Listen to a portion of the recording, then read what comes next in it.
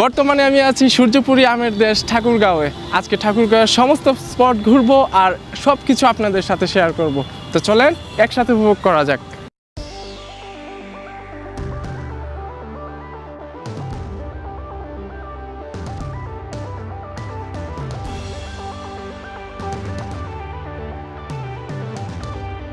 ঠাকুরগাঁওয়ের সমস্ত সৌন্দর্য দেখার সাথে সাথে আজকের ভিডিওতে আমি আপনাদেরকে দিব একটি কমপ্লিট ভ্রমণ গাইডলাইন। তো চলেন একসাথে শুরু করা যাক। Hello guys, Nazmul Rahman and welcome to my blog Thakurgaon. Thakurgaon বাংলাদেশের রংপুর বিভাগের একটি জেলা ও প্রশাসনিক অঞ্চল। এর পূর্ব নাম ছিল নিশ্চিন্তপুর। এ জেলার বর্তমান নামকরণ কিভাবে ঠাকুরগাঁও হলো তার উত্তর খুঁজতে ইতিহাস থেকে যা জানা যায়, বর্তমান সদর উপজেলা থেকে 8 কিলোমিটার উত্তরে আকচাই ইউনিয়নে চক্রবর্তী নামে দুই ভাই বাস করতেন। তাদের সম্পদ ও প্রভাবের কারণে স্থানীয়রা তাদের বাড়িটিকে ঠাকুরবাড়ি বলে ডাকত। পরে স্থানীয় লোকজন এ জায়গাকে ঠাকুরবাড়ি থেকে ঠাকুরগাঁও বলতে শুরু করে। 1984 সালে 6টি থানা ও 5টি উপজেলা নিয়ে ঠাকুরগাঁও জেলা বাংলাদেশের মানচিত্রে স্থান করে নেয়। ঢাকা থেকে বাস বা ট্রেনে ঠাকুরগাঁও যেতে পারেন সকাল 10টায়, রাত 8টায় এবং 11:30-এ 3টি ট্রেন পঞ্চগড়ের উদ্দেশ্যে ছেড়ে যায়। তবে সেক্ষেত্রে আপনাকে ঠাকুরগাঁও রোড স্টেশনে নেমে যেতে হবে। আর বাসে যেতে চাইলে ভাড়া পড়বে 800 থেকে 1200 টাকা পর্যন্ত।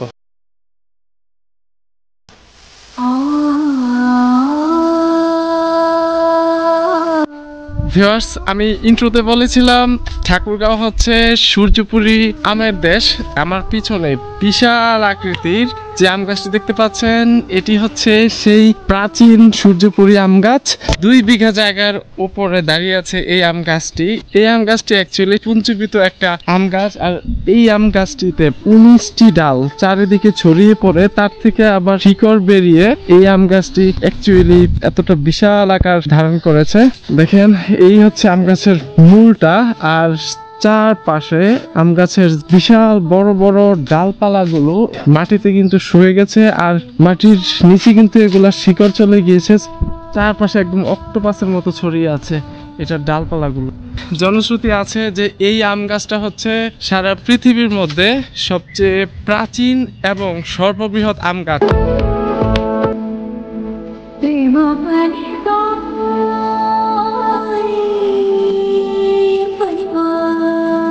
এখন থেকে প্রায় 350 বছর আগে ভারতবর্ষের উত্তর দিনাজপুরের সূর্যপুর এলাকায় এই জাতের আম গাছ অনেক বেশি জনপ্রিয় ছিল।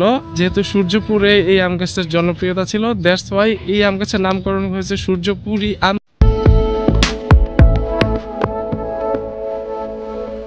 এত বিস্তৃত হতে পারে সেটা আপনারা ভিডিও দেখে কিন্তু বুঝবেন না। স্পটে এসে অক্টোপাসের মতন একটা আম গাছ কিরকম হতে পারে সেটা কিন্তু আপনারা এখানে আসলে বুঝতে পারবেন। ঠাকুরগাঁওয়ের ঐতিহ্যবাহী প্রাচীন এবং সব থেকে বড় এই আম গাছটা কিছুটা দূরে হলেও আপনারা যারা ঠাকুরগাঁও বেড়াতে আসবেন বা ঠাকুরগাঁওয়ের লোকাল যারা এখানে আসেননি, আপনারা এই আম গাছটা কিন্তু দেখে যাবেন। আমরা এখন আছি কাশীপুর বুনিয়াডাঙ্গি ব্রিজের উপরে।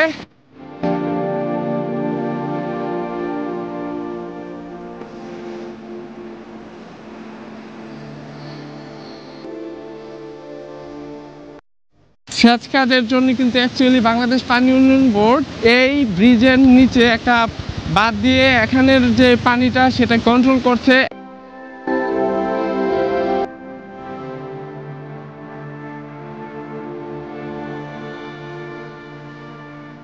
আপনারা কতটুকু সাউন্ড শুনতে পাচ্ছেন জানি না। এখানে কিন্তু এই যে 4টা গেট আছে, এই বাঁধে সবগুলাই কিন্তু এখন দেখতে পাচ্ছেন খুলে দেওয়া আছে। যখন পানির প্রয়োজন হয় এই পারে, তখন কিন্তু এই গেটগুলো সবগুলো খুলে দেওয়া হয়।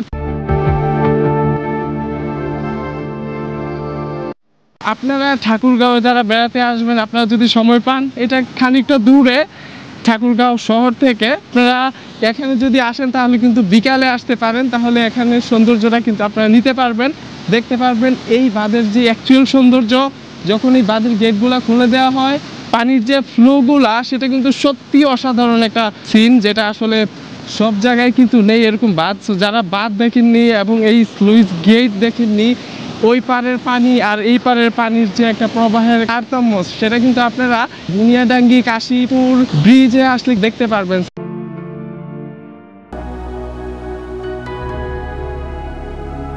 আমি এখন যে বিশাল দিঘিটির সামনে দাঁড়িয়ে আছি, এটি ঠাকুরগাঁওয়ের সব থেকে প্রাচীন, সব থেকে বড় দিঘি। এই দিঘিটির নাম রামরায় দিঘি।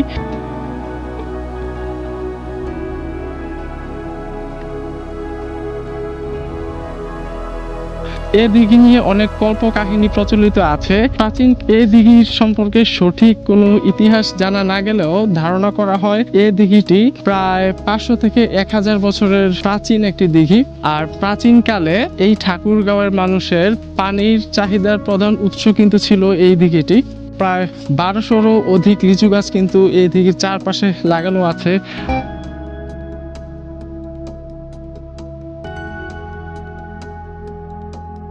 আর প্রচুর পাখির কিচিরমিচির কলকাকলিতে কিন্তু এই জায়গাটা মুখরিত থাকে। বিশেষ করে শীতকালে যদি আপনারা এখানে আসেন, তাহলে এখানে এই জায়গায় পাখির একটা মিলন মেলা বসে। হাজারো পাখির কিচিরমিচিরে কিন্তু মুখরিত হয়ে যায় এই দিঘিটা। আর দ্যাট ইজ ওয়াই এই দিঘিটাকে কিন্তু এখানকার মানুষ পাখি রাজ্য হিসেবেও ডাকেন। আমরা এই দিঘির এক প্রান্তে আছি, দেখেন এই যে এখান থেকে হচ্ছে এই দিঘিটা শুরু হয়েছে, এই পারে কিন্তু এই দিঘির শেষ সীমানা। আর ওই প্রান্তটা দেখেন অনেক দূরে, বিশাল বড় দিঘি। এখানে একটা লোকাল নৌকা আছে, ইঞ্জিন চালিত নৌকা। আপনারা যদি চান এই নৌকায় চড়ে কিন্তু আপনারা পুরো দিঘিটা কিন্তু এক্সপ্লোর করতে পারেন।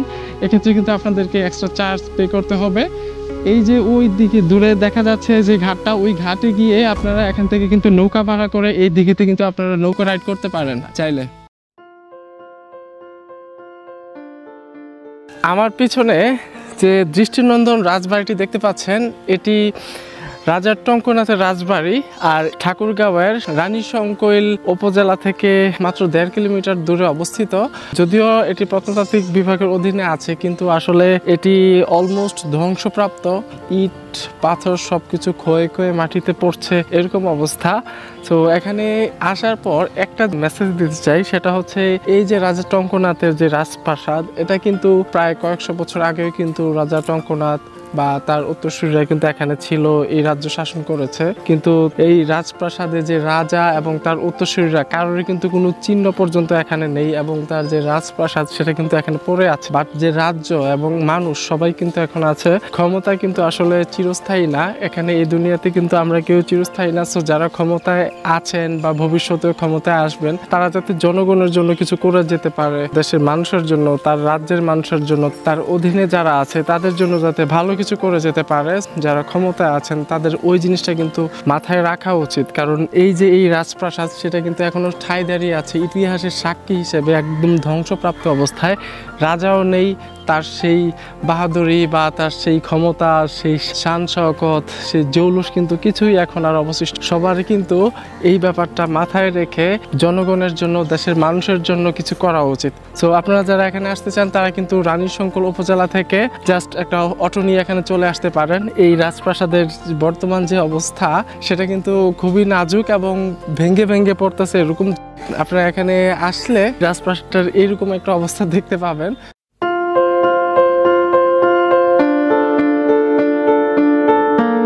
আমরা এখন আছি ঠাকুরগাঁওয়ের সব থেকে সুন্দর বিনোদন পার্ক পীরগঞ্জের ফান সিটি বিনোদন পার্কে। আমি ঠাকুরগাঁওয়ে বেশ কয়েকটা পার্কে গিয়েছি, তবে এই পার্কটা হচ্ছে সবচেয়ে বেশি ফ্যামিলি ফ্রেন্ডলি। কারণ এখানে আসলে আপনি শিশু বান্ধব একটা পরিবেশ পাবেন, ফ্যামিলি বান্ধব একটা পরিবেশ পাবেন। ফ্যামিলি নিয়ে কিভাবে এখানে একটা বিকাল আপনি পার করতে পারবেন, তার সবকিছুই কিন্তু এখানে আছে।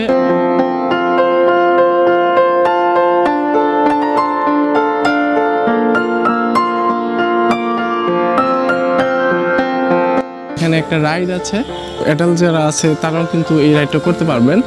মেরিগো রাউন্ড রাইড, এই রাইডটাও কিন্তু বাচ্চারা খুব এনজয় করবে। যতগুলো রাইড আছে সবগুলো রাইডের জন্য কিন্তু আলাদা করে টিকিট কাটতে হয়। এখানে একটা রাইড আছে, এখানে পাশাপাশি 2 জন করে বসা যায়। যে এখানে একটা মিনি ট্রেন আছে বাচ্চাদের। আমাদের যে বীরশ্রেষ্ঠ 7 জন আছেন, দেয়ালে খুব সুন্দরভাবে বাচ্চাদের সামনে তুলে ধরা আছে, যাতে বাচ্চারা পরিচিত হতে পারে আমাদের 7 জন যে বীর সৈনিক আছেন। শিশু কিশোরদের সাথে বীরশ্রেষ্ঠ 7 জনকে পরিচিত করানো খুব সুন্দর একটা উদ্যোগ কিন্তু এই পার্ক কর্তৃপক্ষের। এখানে কিন্তু 3D মুভি দেখা যায়, জনপ্রতি 30 টাকা করে এখানে আপনার টিকিট কাটতে হবে মুভি দেখতে হলে। যে বেসটা সেটা কিন্তু পুরোটাই হচ্ছে কাঠের উপর, আর এই কারণে কিন্তু পুরো স্ট্রাকচারটা অন্যরকম একটা মাত্রা পেয়েছে। খুব জোস একটা ডিজাইন এখানে করা আছে।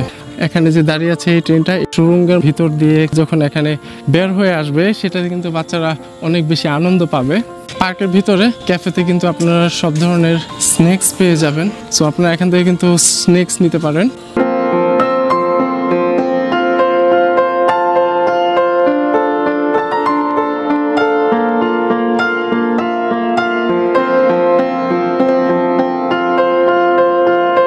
এই জায়গাটা খুব সুন্দর একটা প্লেস এবং অনেকটা স্পেস কিন্তু এখানে আছে, এবং শিশুদের জন্য এখানে বিনোদনের চমৎকার কিছু রাইড আছে। একটা হোল ডে আপনারা যদি এখানে পিকনিক প্ল্যান করে আসেন তাহলে কিন্তু আপনারা এখানে আসতে পারেন, চমৎকারভাবে কিছু সময় এখানে কাটাতে পারবেন। বিকালবেলায় বোট রাইডটা কিন্তু চমৎকার একটা ফিল এনে দিতে পারে।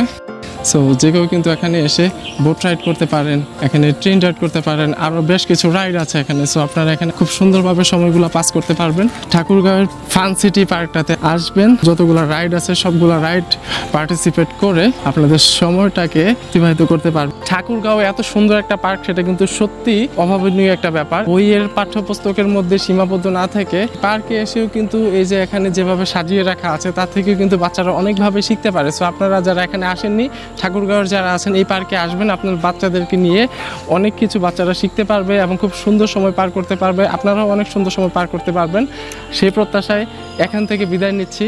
ভিউয়ার্স, বর্তমানে আমার পিছনে যে সুন্দর মসজিদটি দেখতে পাচ্ছেন, এটি সম্ভবত ঠাকুরগাঁওয়ের সব থেকে সুন্দর, ঐতিহাসিক এবং রহস্যময় একটি মসজিদ। এই মসজিদের নাম কেউ কেউ বালিয়া মসজিদও বলেন, আবার কেউ কেউ এই মসজিদকে জিনের মসজিদও বলেন।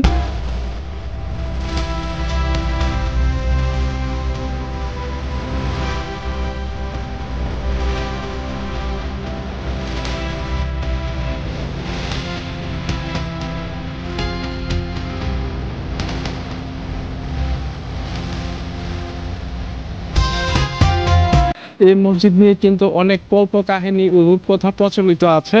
সব থেকে প্রসিদ্ধ যে কাহিনীটি প্রচলিত আছে সেটি আপনাদেরকে বলি। এখানে নাকি কোনো এক অমাবস্যার রাতে জিনপরীরা এই এলাকা দিয়ে যাচ্ছিল এবং এই জায়গাটা তাদের খুব পছন্দ হয় এবং তারা সিদ্ধান্ত নেয় এখানে এই মসজিদটি বানাবে। তারা এই মসজিদটি নির্মাণ কাজ শুরু করে এবং ভোর হয়ে যায়, তাই তারা এই মসজিদের গম্বুজের কাজ অসমাপ্ত রেখেই তারা এখান থেকে চলে যায়। তারপর থেকে স্থানীয়দের কাছে এই মসজিদটি জিনের মসজিদ হিসেবে পরিচিতি পায়।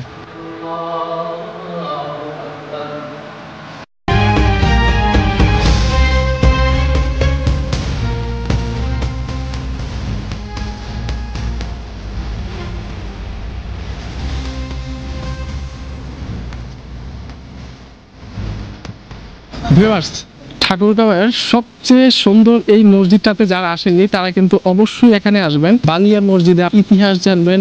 যারা ঠাকুরগাঁও ভ্রমণে আসবেন, এটা কিন্তু আপনাদের জন্য মাস্ট ওয়াচ একটা প্লেস। এটা হচ্ছে মোগল আমলের অন্যতম নিদর্শন। সো এই মোগল স্থাপত্যটার সৌন্দর্য যারা মিস করতে চান না, তারা কিন্তু অবশ্যই এই মসজিদটাতে আসবেন।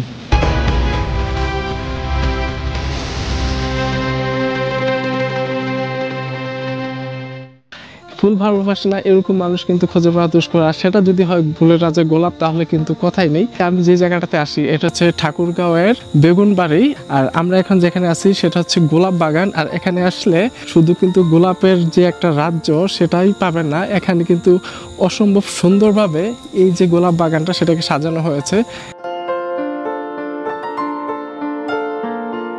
অ্যাকচুয়ালি আজকে আমরা পুরো ঠাকুরগাঁও ঘুরতে গিয়ে একটু লেট করে ফেলেছিলাম। এই জায়গাটা রাতের বেলা বেশি সুন্দর লাগে।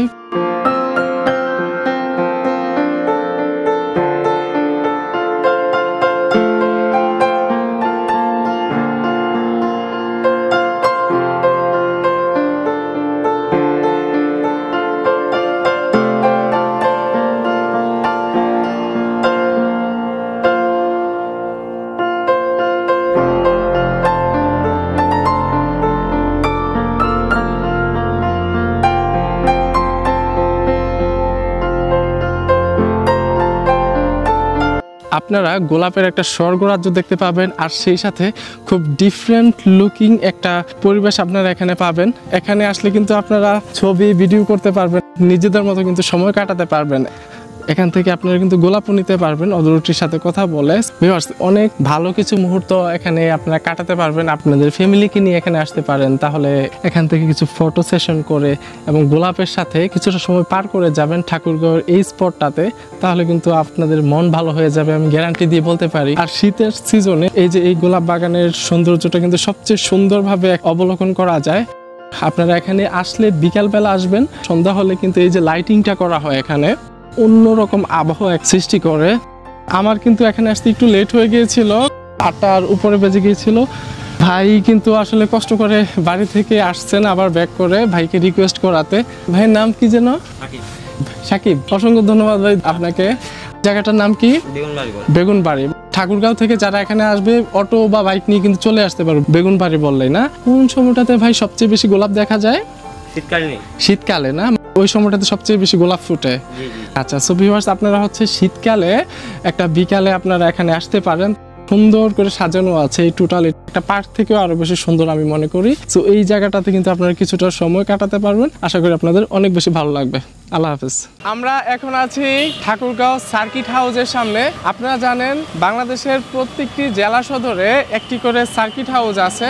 আপনারা যারা ঠাকুরগাঁওয়ে আসবেন আপনাদেরকে কিন্তু একটা রাত ঠাকুরগাঁওয়ে থাকতে হবে, তাহলে ঠাকুরগাঁওয়ের যতগুলো স্পট আছে সুন্দর সুন্দর সবগুলো স্পট কিন্তু আপনারা ঘুরতে পারবেন। রাতে বের হলে নিয়ন আলোতে ঠাকুরগাঁওয়ের যে সৌন্দর্যটা সেটা কিন্তু অবলোকন করতে পারবেন, আপনাদের অনেক বেশি ভালো লাগবে। এখন আমার পিছনে যে সুন্দর স্থাপত্যটি দেখতে পাচ্ছেন সেটি হচ্ছে ঠাকুরগাঁওর অন্যতম একটি পর্যটন স্পট। এটির নাম হচ্ছে মোহিনী তাজ। ঠাকুরগাঁওয়ে অনেক স্পট পাবেন, তবে এই স্থাপত্যটা কিন্তু অনেকটা ব্যতিক্রম ধরনের।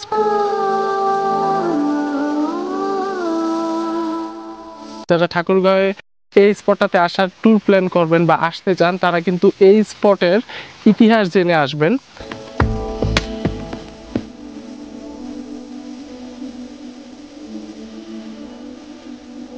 দীর্ঘ 12 বছর পর বাবা হওয়ায় স্রষ্টার প্রতি কৃতজ্ঞতা ও স্ত্রী এবং নারী কুলের প্রতি শ্রদ্ধা ও ভালোবাসার নিদর্শন স্বরূপ চিকিৎসক ফিরুজ্জামান জুয়েল এই ইমারতটি নির্মাণ করেন।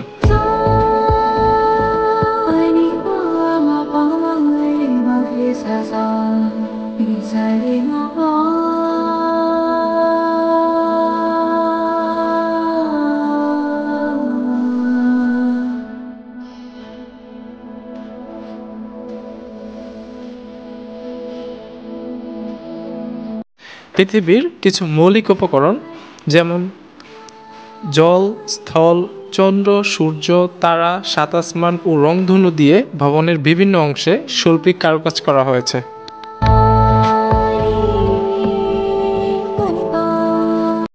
সুন্দর একটা স্পট। এই স্পটের যে ইতিহাস সেটা জেনে এখানে আসবেন, আপনাদের আশা করি অনেক বেশি ভালো লাগবে।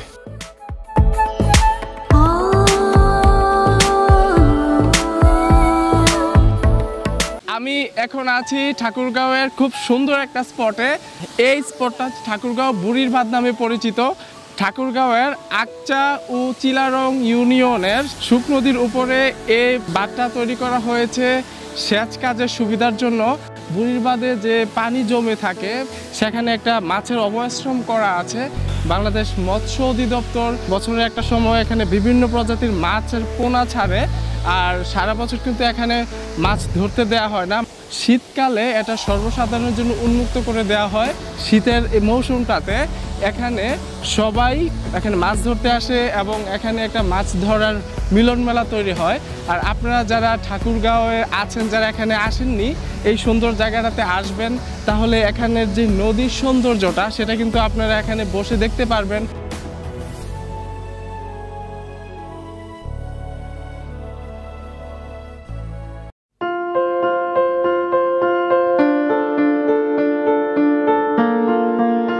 আমরা এখন আছি হচ্ছে কল্পনা পিকনিক স্পটে। এটা লোকেশনটা হচ্ছে এই যে দেখতেছেন বুড়ির বাঁধ, ওই বাঁধটার একেবারেই কাছে। সো আপনারা যারা হচ্ছে বুড়ির বাঁধটা ঘুরতে আসবেন তারা কিন্তু এই পার্কটাতেও কিন্তু ঘুরে যেতে পারেন।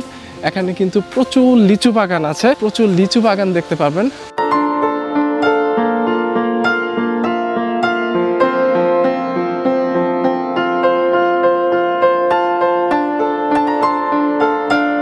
এখানে পাম গাছ আছে এবং অনেক ধরনের গাছের সারি আপনারা এখানে দেখতে পাবেন। একদম সবুজ শ্যামলে ঘেরা একটা পার্ক। শিশু কিশোর যারা আছে তারা কিন্তু এখানে আসলে খেলাধুলা করতে পারবে। এই যে এখানে দোলনা আছে, আপনারা চাইলে কিন্তু দোলনায় বসে আপনাদের সময়টা পার করতে পারেন। আমি সত্যি অবাক হলাম একটা ব্যাপারে। এই যে দেখেন এখানে কিন্তু হরিণও আছে। ওই যে দেখেন ওই যে ওই পাশে বসে আছে একটা হরিণ, ওই যে এখানেও আরেকটা হরিণ বসে আছে। এই যে এখানে কিন্তু 3টা ময়ূর আছে। সো এই ভিউগুলা নিতে হলে কিন্তু আপনারা চলে আসতে পারেন কল্পনা পিকনিক স্পটে। অনেকটা ছাউনির মতো করে যে রাস্তাটা এরকম আন্ডারপাসের মতো করে কিন্তু একটা উপবৃত্তাকার রাস্তা এখানে করা আছে, যেটা সত্যি মনোমুগ্ধকর। ঠাকুরগাঁও থেকে কিন্তু খুব একটা দূরে না, জেলা শহর থেকে। অনেক সুন্দর করে এই স্পটটা সাজানো আছে। চারপাশে কিন্তু এরকম দোলনা এবং বেঞ্চিং করে রাখা আছে এবং শিশুদের সময়টা আরো আকর্ষণীয় করে তোলার জন্য কিন্তু ওইরকম পশু পাখির বিভিন্ন স্ট্যাচু কিন্তু আছে। অসাধারণ একটা স্পট। ভিউয়ার্স, আমরা এখন আছি ঠাকুরগাঁও খুব সুন্দর একটা পার্কে, আর এই পার্কটার নাম হচ্ছে স্বপ্নজগৎ পার্ক। এটা ঠাকুরগাঁও শহর থেকে প্রায় 5 কিলোমিটার দূরে। আর এটার পাশে আরেকটা পার্ক আছে, বুড়িমারি পার্ক সম্ভবত, ওইটা থেকে এটা প্রায় 3 কিলোমিটার দূরে। সো খুব সুন্দর একটা পার্ক কিন্তু এখানে করা আছে। এখানে কিন্তু ক্যান্টিন আছে, আপনারা দুপুরে খাওয়া দাওয়া খেতে পারেন। সকালে আসলে আপনারা এখানে সকালে ব্রেকফাস্টও করতে পারবেন। সবকিছু সাজিয়ে রাখা আছে এবং এখানে একটা লেক আছে। আপনারা চাইলে কিন্তু এখানে প্যাডেল বোটিংও করতে পারেন। একটা সুইমিং পুল আছে, এখানে টিকিট কেটে কিন্তু আপনারা সুইমিং পুলে গোসলও করতে পারেন। ঠাকুরগাঁওয়ের খুব কাছাকাছি এরকম একটা পার্ক কিন্তু সত্যিই খুব সুন্দর। আপনারা একটু সবুজ শ্যামল পরিবেশে এখানে আসলে কিন্তু আপনাদের সময়টা এনজয় করতে পারবেন। সবুজ শ্যামল গাছের চারপাশে কিন্তু অনেক রাইড আছে। এটা হচ্ছে অ্যাকচুয়ালি ট্রি হাউস।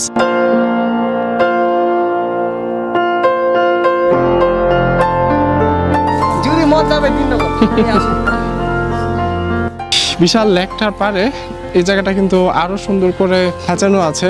বিশাল করে একটা শেড দেওয়া আছে। আচ্ছা, এখানে বিশাল একটা স্পেস কিন্তু আছে। এখানে কিন্তু অনেক মানুষ আপনারা দেখতে পাচ্ছেন যারা হচ্ছে এখানে আসেন প্রতিদিনই সকাল থেকে বিকাল পর্যন্ত কিন্তু এখানে সময়টা এনজয় করেন। লেকের পাড়ে কিন্তু এখানে এক সুইমিং পুল আছে। একটা জিনিস সত্যি খুব দুঃখজনক, সেটা হচ্ছে এখানেও কিন্তু কপোতরা পরিবেশটা কিন্তু অনেকটাই নষ্ট করে ফেলেছে অনেক জায়গাতেই। কর্তৃপক্ষ যদি এই ব্যাপারটাতে আরেকটু সজাগ দৃষ্টি দিত তাহলে মনে হয় যে আরো বেটার অনুভব হতো। সো যারা ঠাকুরগাঁওয়ের যারা এখানে আসেননি তারা কিন্তু একবার এই পার্কটা ঘুরে যেতে পারেন। এই জায়গাটাতে আসলে খুব সুন্দর একটা পরিবেশ পাবেন সময় কাটানোর মতো। সো আপনারা যারা এখানে আসতে চান তারা কিন্তু সকাল 9টা থেকে বিকাল পর্যন্ত এই সময়টাতে আপনারা কিন্তু এখানে আসতে পারেন। একটা হোল ডে এখানে স্পেন্ড করে যেতে পারেন। আমরা এখন আছি ঠাকুরগাঁওয়ের মুক্তিযুদ্ধের স্মৃতি বিজড়িত অপরাজয় 71 সৌধের সামনে। মহান মুক্তিযুদ্ধে শত সহস্র অযুত লক্ষ মুক্তিযোদ্ধার আত্মত্যাগের বিনিময়ে অর্জিত হয়েছে আমাদের মুক্তিযুদ্ধ। আর সেই ধারাবাহিকতায় তাদের যে অদম্য সাহস, যে অপরাজয় শক্তি তাদের মনে সঞ্চিত ছিল, আর যার মাধ্যমে তারা তাদের জীবন বাজি রেখে দেশের স্বাধীনতা ফিরিয়ে এনেছেন, সেই স্মৃতি সবার সামনে অমলিন রাখতে ঠাকুরগাঁওয়ে মুক্তিযুদ্ধের যে সর্বোচ্চ স্মৃতি স্মারক আছে বা স্মৃতিসৌধ আছে সেটাই হচ্ছে অপরাজয় 71।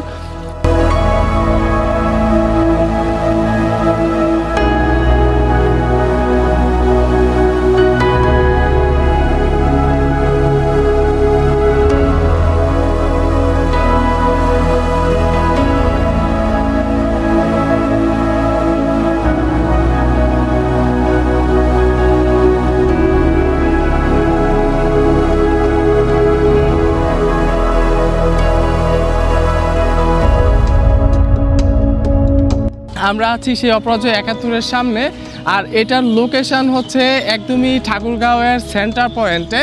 ঠাকুরগাঁও জানেন আপনারা টাঙ্গন নদীর তীরে অবস্থিত। এটা হচ্ছে টাঙ্গন ব্রিজ, যেটা ঠাকুরগাঁও এবং পঞ্চগড় জেলাকে একসাথে যুক্ত করেছে। এই পাশেও আছে টাঙ্গন ব্রিজ আরও একটা, এবং দুইটা টাঙ্গন ব্রিজের ঠিক মিডল পয়েন্টে হচ্ছে এই অপরাজয় 71 স্মৃতিসৌধটার অবস্থান।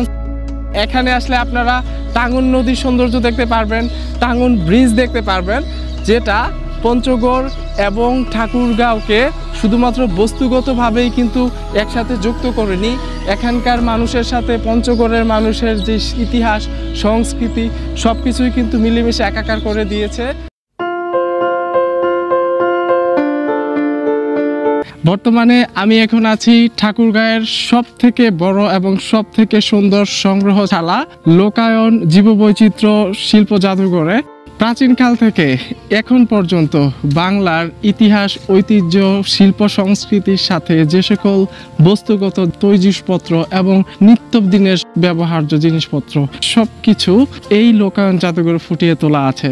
সো আজকের ভিডিওতে এই বিশাল সংগ্রহশালার সাথে সাথে এখানকার যে প্রাকৃতিক সৌন্দর্য জীবন ও বৈচিত্র্যের সাথে সম্পৃক্ত যা কিছু আছে সবকিছু আপনাদের সামনে তুলে ধরবো। এই ওয়াকওয়েটা এখন পর্যন্ত শেষ হয়েছে, আর এখান থেকে ঠিক সেম ওই দিক দিয়ে ওই যে ব্রিজগুলোর কাছে দিয়ে কিন্তু বেশ কয়েকটা গ্যালারি আছে, ওখান পর্যন্ত চলে গেছে। আর এই যে এই লেকের যে ভিউটা দেখেন কি অকৃত্রিম ভিউ, যেখানে লাল শাপলা ফুল আপনারা এখানে আসলে দেখতে পাবেন। এবং লেকের ভিউটা তো নিতে পারবেনই, সাথে সবুজ শ্যামল প্রকৃতি, লিচু বাগান, আম বাগান এবং খুব নির্মল বাতাস এখানে আপনারা আসলে পাবেন।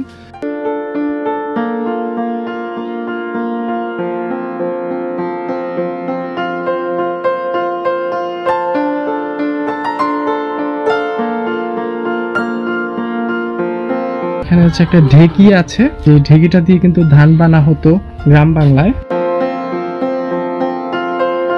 খুব সুন্দর করে এই লোকজ গ্যালারিটা সাজানো হচ্ছে। এখন আমরা আছি হচ্ছে মুক্তিযোদ্ধা গ্যালারির সামনে, আর এটার ভিতরে চলেন আমরা একটু প্রবেশ করি আর আপনাদেরকে কিছুটা দেখাই। অনেক কিছুই কিন্তু এখানে আপনারা দেখতে পাবেন ব্রিটিশ আমল থেকে স্বাধীন বাংলাদেশ এবং ওই সময়টা থেকে এখন পর্যন্ত এই যে ঠাকুরগাঁওয়ের যে মানচিত্র তার যে পরিক্রমা সেটা কিন্তু এখানে ম্যাপে দেখতে পাচ্ছেন আপনারা। প্রাচীন বাংলা এবং বর্তমান বাংলাদেশ গঠনের নৈপথ্যে যাদের অবদান ইতিহাসে চিরস্মরণীয় হয়ে আছে তাদের সবার ছবি কিন্তু আপনারা এখানে দেখতে পাবেন। বিশাল বড় গ্যালারি এখানে আছে। আর অবশেষে স্বাধীনতা লাভের পর সবার যে বিজয় উল্লাস সেই চিত্রই কিন্তু এখানে তুলে ধরা আছে। 1757 সালের পলাশীর যুদ্ধ এবং তারপর থেকে 190 বছরের ব্রিটিশ শাসন, আর তারপরে ভারতবর্ষ খণ্ডন 1947 সালে, তখন পাকিস্তানের আন্ডারে আমরা চলে গেলাম। আর তারপর 24 বছরের শোষণ শাসনের পর 1971 সালের যে বিজয়, আমাদের মহান স্বাধীনতা অর্জন, সব কিছু কিন্তু এই মুক্তিযুদ্ধ গ্যালারিতে স্থির চিত্র এবং ইন ডিটেলসে কিন্তু আপনারা পাবেন। চারপাশে প্রচুর গাছ এবং শিশুদের জন্য কিছু রাইডও আপনারা পাবেন। অনেকগুলো ডিফারেন্ট সংগ্রহশালা আপনারা এখানে আসলে দেখতে পাবেন এই লোকায়ন জাদুঘরে। যারা ঠাকুরগাঁও আছেন তারা অবশ্যই এই জাদুঘরটাতে আসবেন। এখানে বিশাল সংগ্রহশালা আছে, ব্যতিক্রমধর্মী অনেক বড় সংগ্রহশালা এখানে আপনারা দেখতে পাবেন। এবং এখানে ছোটোখাটো একটা পার্কের মতো করেও করা আছে, বাচ্চা কাচ্চারা কিন্তু এখানেও টাইম স্পেন্ড করতে পারবে। আর যারা ঠাকুরগাঁও বেড়াতে আসবেন বাইরের থেকে তারাও এখানে আসবেন, কারণ এখানে আসলে আপনারা কিন্তু অনেক কিছুই এক্সপ্লোর করে যেতে পারবেন। সো ভিডিওটি যাদের ভালো লেগেছে তারা ভিডিওতে লাইক কমেন্ট শেয়ার করে আমার পাশে থাকবেন এবং আমার চ্যানেলে যারা নতুন তারা সাবস্ক্রাইব করবেন, আমাকে সাপোর্ট করবেন। আজকের ভিডিও এখানেই শেষ করছি। This is Nazmul Rahman and signing off from Lokayan Jadughar Thakurgaon.